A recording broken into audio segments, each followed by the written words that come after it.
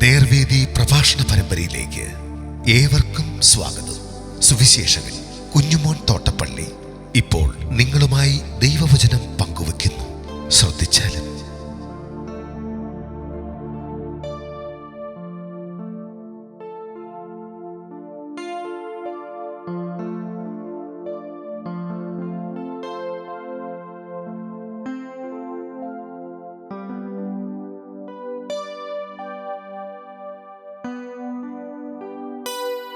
ഹഗ്ഗായി പ്രവചനം 1-ാം അധ്യായം. ഞാൻ വായിക്കുന്നത് ശ്രദ്ധിച്ചാൽ.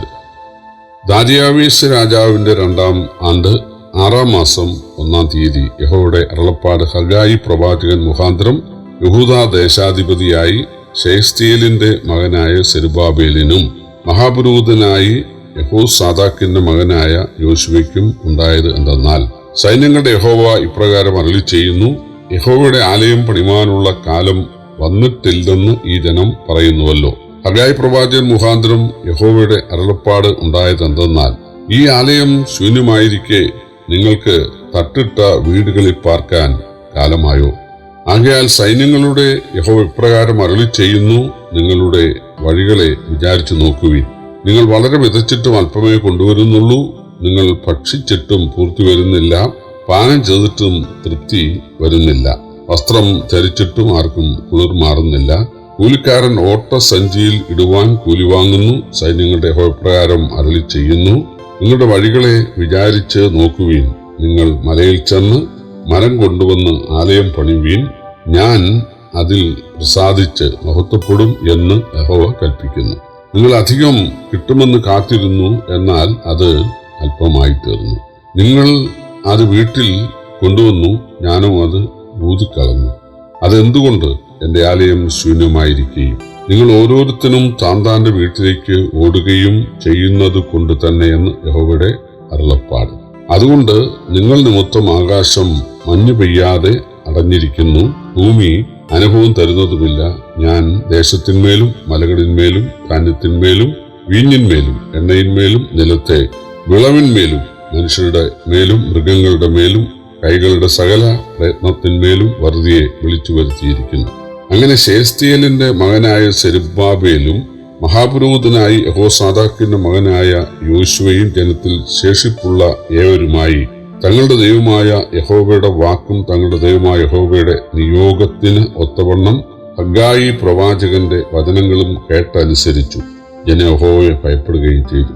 അപ്പോൾ യഹോവയുടെ ദൂതനായി ഹഗ്ഗായി യഹോവയുടെ ദൂതായി ജനത്തോട്, ഞാൻ നിങ്ങളോടുകൂടെ ഉണ്ടെന്ന് യഹോവയുടെ അരുളപ്പാട് എന്ന് പറഞ്ഞു. യഹോവ യഹൂദ ദേശാധിപതിയായി ശെയല്തീയേലിന്റെ മകനായ സെരുബ്ബാബേലിന്റെ മനസ്സും മഹാപുരോഹിതനായി യെഹോസാദാക്കിന്റെ മകനായ യോശുവയുടെ മനസ്സും ജനത്തിൽ ശേഷിപ്പുള്ള ഏവരുടെയും മനസ്സും ഉണർത്തി അവർ വന്ന് തങ്ങളുടെ ദൈവമായ സൈന്യങ്ങളുടെ യഹോവയുടെ ആലയത്തിങ്കൽ വേല ചെയ്തു. ദാരിയാവേശ് രാജാവിന്റെ 2-ാം ആണ്ട് 6-ാം മാസം 24-ാം തീയതി തന്നെ. ബാബേൽ പ്രവാസാനന്തരം ഇസ്രായേലിൽ പ്രവചിച്ച 3 പ്രവാചകന്മാർ ഹഗ്ഗായി, സക്കറിയാവ്, മലാക്കി എന്നിവരാണ്.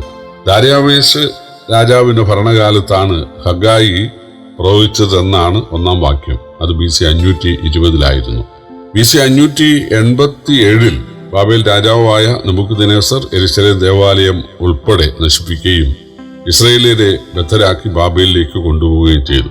പിന്നീട് പാർസി രാജാവായ കോരേശിന്റെ ഭരണകാലത്ത് BC 538 പ്രവാസികൾക്ക് മടങ്ങി വരാൻ അനുവാദമുണ്ടായി. ദേവാലയ നിർമ്മാണത്തിന് അനുമതിയും നൽകി. സെരുബ്ബാബേലിന്റെ നേതൃത്വത്തിൽ മടങ്ങി വന്നവർ ദേവാലയ പുനർനിർമ്മാണം ആരംഭിച്ചെങ്കിലും 16 വർഷം മുടങ്ങിക്കിടന്നു. ജനം ദൈവകാര്യത്തെക്കാൾ സ്വന്തം കാര്യങ്ങളെ സ്നേഹിച്ചതാണ് പ്രധാന കാരണം. ഏത് കാലത്തും അങ്ങനെ ഒരു കാര്യമുണ്ട്. ആദ്യം വലിയ ഉത്സാഹമാണ്, വലിയ സന്തോഷമാണ്, വലിയ ഭക്തിയാണ്, വലിയ പ്രാർത്ഥനയാണ്, വലിയ കൂട്ടായ്മയാണ്, ദൈവസ്നേഹമാണ്, സാക്ഷ്യമാണ്.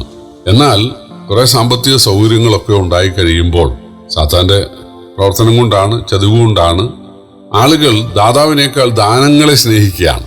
ദൈവത്തെക്കാൾ ദൈവം തന്ന വസ്തുക്കളെയും ദൈവം തന്ന ആളുകളെയും സ്നേഹിക്കുകയാണ്. അവർക്ക് ദൈവത്തെക്കാൾ മക്കളോട് സ്നേഹം, ദൈവത്തെക്കാൾ ജീവിത പങ്കാളിയോട് സ്നേഹം, ദൈവത്തെക്കാൾ വീടിനോട്, കാറിനോട്, വസ്തുവകകളോട് സ്നേഹം, അവർക്ക് കർത്താവിനേക്കാൾ ഭൗതിക കാര്യങ്ങളോട് സ്നേഹം. ഇതെല്ലാ കാലത്തും ഉണ്ട്. നമുക്ക് വെളിപ്പാട് പുസ്തകത്തിൽ എഫേസോസ് സഭയെക്കുറിച്ച് കർത്താവ് എഴുതി പറഞ്ഞു, ആദ്യ സ്നേഹം വിട്ടുകളഞ്ഞു എന്നൊരു കുറ്റം നിന്നെക്കുറിച്ച് പറയാനുണ്ട്. ആദ്യ സ്നേഹം എന്ന് പറയുന്നത് ആദ്യം ഉണ്ടായിരുന്ന സ്നേഹമെന്ന് മാത്രമല്ല, ആദ്യഫലം പോലെ മെച്ചമായ നിലവാരത്തിലുള്ള സ്നേഹം എന്നാണ്. യേശു പത്രോസിനോട് നിനക്ക് എന്നോട് സ്നേഹമുണ്ടോ എന്ന് ചോദിച്ചത് ആദ്യഫലം എന്നുള്ള അർത്ഥത്തിൽ ആദ്യ സ്നേഹം അതാണ് ചോദിച്ചത്. പത്രോസിന്റെ മറുപടി, എനിക്ക് നിന്നോട് പ്രിയം ഉണ്ട്. ആദ്യഫലം പോലെ ആ ക്വാളിറ്റിയുള്ള ആ ഒരു സ്നേഹം എനിക്കില്ല എന്നാണ് പത്രോസ് പറയാനിടയായത്. ഇവിടെ ഇസ്രയേല് ബാബേൽ പ്രവാസകാലത്ത് നിലവിളിച്ചു, ദൈവങ്ങളുടെ നിലവിളി കേട്ടു, അവരെ മടക്കി വരുത്തി. കോരേശ നിമിത്തം ദേവാലയം പണിയാനുള്ള അനുവാദവും ഒക്കെ ലഭ്യമായി. അവർ പണി തുടങ്ങിയെന്നുള്ളത് ശരിയാണെങ്കിലും അവര് ദൈവകാര്യത്തെക്കാൾ സ്വന്തം വീടൊന്ന് മെച്ചമാക്കുക, കൃഷി മെച്ചമാക്കുക, അതിലേക്കായി അവരുടെ ശ്രദ്ധ. BC 529 കോരേശ് മരിച്ച ശേഷം മേദ്യനായ ദാര്യാവേശ് ബാബേലിലെ രാജാവായി. അദ്ദേഹം ദേവാലയ പുനർനിർമ്മാണത്തിന് വേണ്ട സഹായമൊക്കെ നൽകിയ ഒരാളാണ്. ദാര്യാവേശിന്റെ 2ാം ആണ്ടിലാണ് ഹഗ്ഗായി പ്രവചിച്ചത്. 3 മാസം മാത്രമായിരുന്നു ഹഗ്ഗായിയുടെ പ്രവചന ശുശ്രൂഷ. ഈ ചുരുങ്ങിയ കാലം കൊണ്ട് ഇസ്രായേൽ ദേവാലയ പണിക്കായി ഉത്സാഹിക്കപ്പെട്ടു.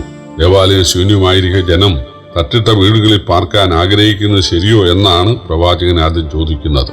ഈ മനോഭാവം നിമിത്തമാണ് ദൈവം വിളവും അനുഗ്രഹവും നൽകാത്തത് എന്ന് 6-7 വാക്യങ്ങൾ പറയും. ഈ നില തുടർന്നാൽ ദൈവം പ്രകൃതിയെ ഇസ്രായേലിനെതിരെ തിരിപ്പിക്കും എന്നാണ് മുന്നറിയിപ്പ്. മലയിൽ ചെന്ന് മരം ചുമന്നുകൊണ്ടുവന്ന് ആലയം പണിയുവാൻ 8-ാം വാക്യം ആഹ്വാനം ചെയ്യുന്നു. അത് കേട്ട ജനം സെരുബ്ബാബേൽ എന്ന ദേശാധിപതിയുടെയും മഹാപുരോഹിതനായ യോശുവയുടെയും നേതൃത്വത്തിൽ പ്രാർത്ഥനയോടെ ദൈവാലയ പണിയിലേക്ക്, ദൈവസ്നേഹത്തിലേക്ക് മടങ്ങി വന്നു എന്ന് പറഞ്ഞാണ് 1-ാം അധ്യായം അവസാനിക്കുന്നത്. പ്രിയപ്പെട്ടവരെ, നമ്മെ സ്നേഹിച്ച് നമുക്ക് വേണ്ടി ഭൂമിയിൽ വന്ന് നരകമേറ്റ് മരിച്ച സ്നേഹനിധിയായ കർത്താവിനെ തിരിച്ചു സ്നേഹിക്കുവാൻ നമുക്ക് സാധിക്കണം. ആദ്യകാലത്തൊക്കെ ആ സ്നേഹം ഉണ്ടായിരിക്കും, പക്ഷേ അവസാനം വരെ ആ സ്നേഹം മുറുകെ പിടിക്കാൻ നമുക്ക് സാധിക്കണം. സ്നേഹം നമ്മുടെ കയ്യിൽ നിന്ന് വഴുതിപ്പോകാൻ ഇടയാകരുത്, സ്നേഹം വിട്ടുകളയാൻ ഇടയാകരുത്. ഒരാത്മപരിശോധന നടത്തുക. ഞാൻ കർത്താവിനെ തന്നെയാണോ സ്നേഹിക്കുന്നത്? എൻ്റെ ആരോഗ്യത്തെയും ജോലിയാണോ? എൻ്റെ വീടിനെയും കാറിനെയാണോ? എൻ്റെ മക്കളെയാണോ? എൻ്റെ ശുശ്രൂഷയാണോ? അല്ലെങ്കിൽ എൻ്റെ ആരോഗ്യത്തെ, സൗന്ദര്യത്തെ, ശബ്ദത്തെ ആണോ? എൻ്റെ പണത്തെയാണോ? എൻ്റെ പ്രശസ്തിയാണോ എന്ന് ഒരാത്മപരിശോധന ചെയ്യാൻ ദൈവം നമ്മെ സഹായിക്കട്ടെ. കർത്താവിനെ മാത്രം സ്നേഹിക്കാൻ, മരണം വരെ കർത്താവിനെ മാത്രം സ്നേഹിക്കാനുള്ള ഒരു മനസ്സ്, തീരുമാനം ദൈവം നമുക്ക് നൽകട്ടെ. കർത്താവിൻ്റെ വലിയൊരു നാമം ഇന്ന് വന്നേക്കും വാഴ്ത്തപ്പെടുമാറാകട്ടെ.